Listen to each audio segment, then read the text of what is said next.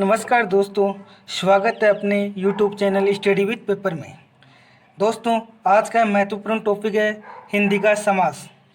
समास का अर्थ है संक्षिप्त या छोटा। समास दो शब्दों से मिलकर बना है, सम प्लस आस। एक तो है सम, दूसरा है आस।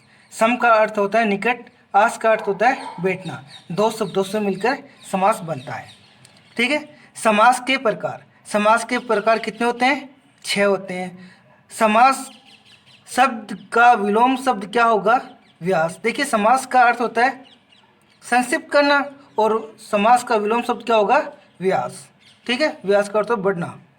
देखिए, समास के कितने प्रकार है? 6 प्रकार। उनमें से पहला प्रकार है अविभाव समास। इसको पहचानने की ट्रिक कौन सी होती है? पहला पद छोटा होता है, दूसरा पद बड़ा होता है। ठीक है। प्रतिवर्ष, देखो इनको अलग अलग करते हैं। प्रति का भावार्थ छोटे में होगा और वर्ष का भावार्थ बड़े के रूप में होगा। ठीक है। जो पहला हो रहा है छोटा, दूसरा हो रहा है बड़ा। ठीक है। दूसरा शब्द है, एग्जाम्पल है आजन्म। आजन्म में आ क्या हो जाएगा? छोटा, और जन्म बड़ा। जन्म बड़ा ही होता है। ठीक है। इसको इस प्रकार से हम समझ सकते हैं, पहचान सकते हैं। अगर एग्जाम आता है तो अपन बड़ी आसानी से इसको कर सकते हैं। दूसरा समास कौन सा है? तत्पुरुष समास। इसको पहचानने की ट्रिक, पहला पद गौण होता है, छोटा होता है। दूसरा पद बड़ा, प्रमुख या प्रधान होता है। देखिए इसका एग्जाम्पल, दिल तोड़। दिल को तोड़ने वाला।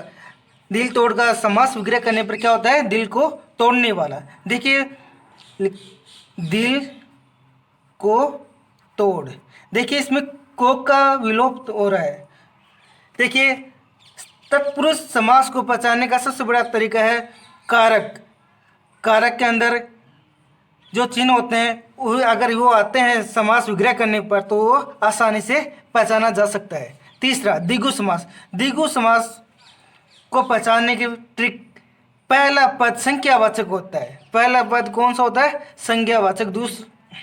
जैसे एग्जाम्पल पंचवटी, 5 पंचकार है ना। देखिए 5, चौमासा 4 आ रहा है इसमें। तो इस प्रकार से हम इसको द्विगु समास को आसानी से समझ सकते हैं, पहचान सकते हैं। अब देखिए चौथा समास, द्वंद्व समास। इसके पहचानने की ट्रिक कौन सी है? योजक चिन्ह। योजक चिन्ह देखिए इस प्रकार का होता है, जिसको या भी बोलते हैं या और भी बोलते हैं। ठीक है। योजक चिन्ह लगा होना चाहिए अथवा या और का लोप होना चाहिए। अब देखिए इसका एग्जाम्पल, फल फूल। देखिए बीच में योजक चिन्ह है। माता पिता योजक चिन्ह है। दूध दही योजक चिन्ह आता है। इस प्रकार से हम द्वंद्व समास को पहचान सकते हैं। देखिए नेक्स्ट कौन सा होगा? क्रमधारीय समास। देखिए क्रमधारीय समास को पहचानने की ट्रिक बहुत ईजी है। क्रमधारीय, जैसा कि या जो, इन दोनों में से जिसका उत्तर निकल जाता है वो तो हो जाएगा बहुव्रीहि, और जिसका उत्तर नहीं निकलता वो हो जाएगा क्रमधारीय। जैसे महापुरुष, महान है जो पुरुष। इसका विग्रह करने पर क्या होगा? महान है जो पुरुष। कौन सा महान पुरुष ऐसा? तो कोई तो नहीं मिला, तो क्या हो जाएगा इसका? क्रमधारीय। अब दूसरा देखो, लास्ट का 6ठा नंबर का समास बहुव्रीहि। पहचानने की ट्रिक, जैसा कि या जो, इसका उत्तर मिल जाता है तो वह बहुव्रीहि समास होगा। तो जैसे लंबोदर। लंबोदर का अर्थ क्या होता है? जिसके उदर लंबा हो, जिसका पेट लंबा हो। कौन है ये अपने देवताओं में? गणेश जी। देखिए इसका अर्थ, जैसा कि लंबोदर जो, लंबोदर है जो। कौन है लंबोदर? अब इसका अर्थ निकल रहा है गणेश जी है, तो इसका क्या हो जाएगा? बहुव्रीहि समास। अब देखिए नेक्स्ट,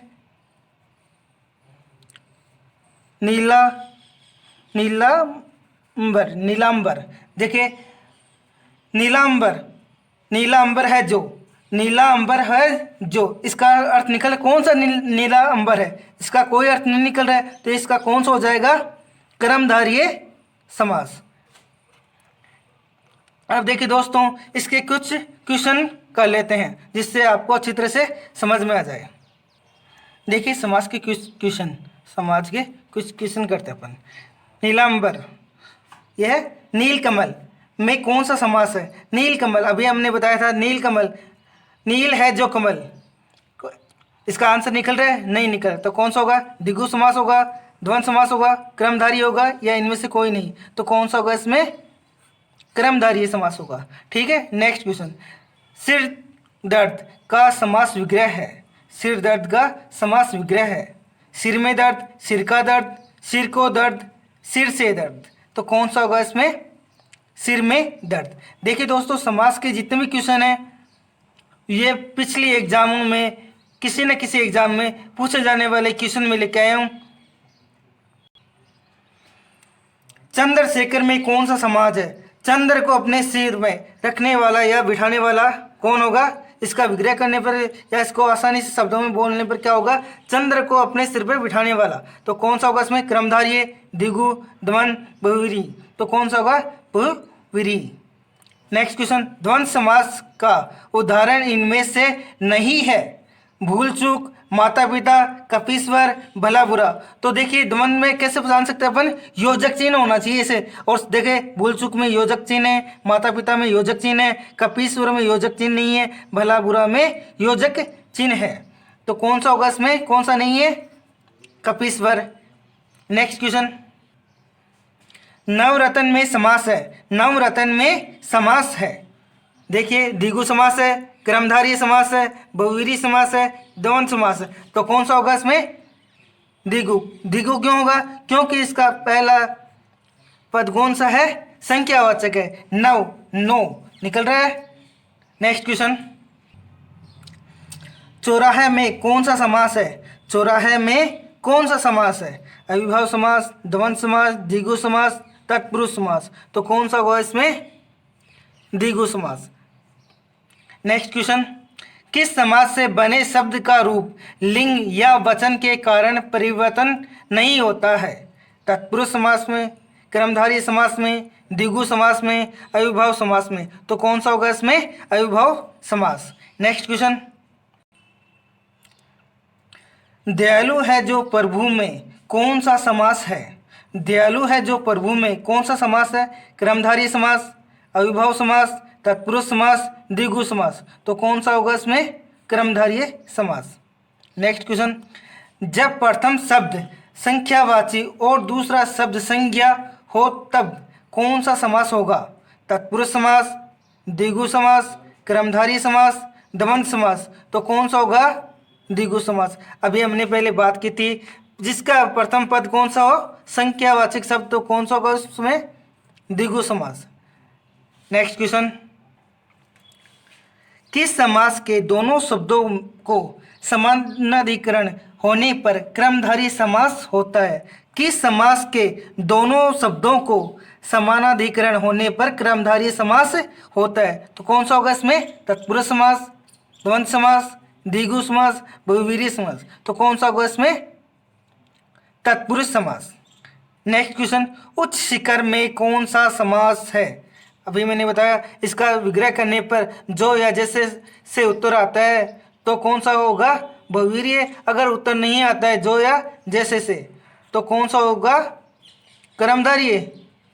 तो देखिए उच्च शिखर, उच्च शिखर कौन सा? उच्च शिखर कोई पर्टिकुलर कोई नाम नहीं है, इसलिए हो जाएगा क्रमधारय। Next question. देखिए दोस्तों, वीडियो अच्छा लगे तो लाइक करें, शेयर करें और सब्सक्राइब करें जिससे आगामी वीडियो की आपको सूचना प्राप्त हो सके। देशांतर शब्द में कौन सा समास है? देशांतर शब्द में कौन सा समास है? बहुव्रीहि समास, द्वंद्व समास, द्विगु समास, क्रमधारय समास। तो कौन सा होगा इसमें? क्रमधारय समास होगा। Next question. निम्नलिखित में से तत्पुरुष समास किसमें है? निम्नलिखित में से तत्पुरुष समास किसमें है? नीलगाय में, राजकुमार में, त्रिलोचन में, दशानन में। तो कौन सा होगा इसमें? राजकुमार। ठीक है। Next question. जिस समासिक पद में प्रथम पद अव्यय हो परिणाम स्वरूप पूर्ण पद अव्यय हो, परिणाम स्वरूप पूर्ण पद अव्यय बन जाए उस समास होता है या उस समास को क्या कहते हैं? बहुव्रीहि समास, क्रमधारय समास, द्विगु समास, अविभाव समास। तो कौन सा होगा इसमें? अविभाव समास। नेक्स्ट क्वेश्चन दोस्तों। जिसका पहला पद विशेषण और दूसरा पद विशेष्य हो उसे कहते हैं।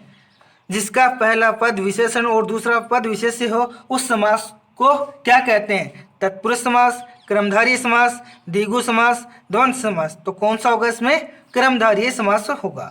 नेक्स्ट क्वेश्चन, निम्नलिखित में से या निम्नलिखित पदों में से संधि और समास दोनों है।